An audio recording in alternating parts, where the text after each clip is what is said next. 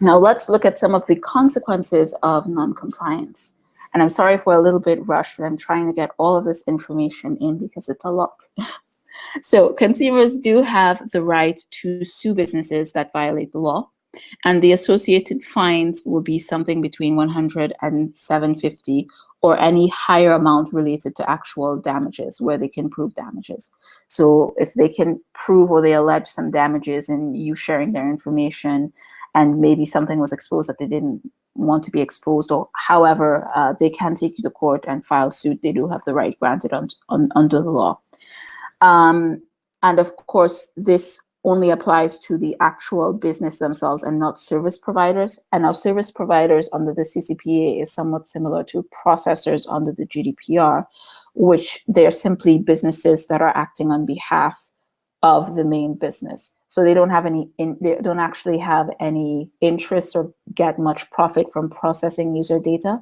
So if you do have a subcontractor that is processing user data for you, a cloud service or something like that, they don't actually use the data in any way. They simply act on your behalf. This would be a service provider. So they are not liable in these cases. It would simply be you, the business owner, if a consumer does exercise their right to sue. Now, these are the continued consequences. Now, the state can also bring charges of up to $2,500 per violation for businesses that unintentionally violate the CCPA, and fines of up to $7,500 per violation for businesses that commit intentional violations. So there's a little bit of a differentiation there. And there's a note here that's really important, which says that while these fines may not seem like a lot, especially in comparison to the GDPR, right? That's, you can get fined, up to 20 million euros and 4% of your annual GDP, whichever is higher. However, these CCPA fines might seem a little bit low, but do note that these apply per violation.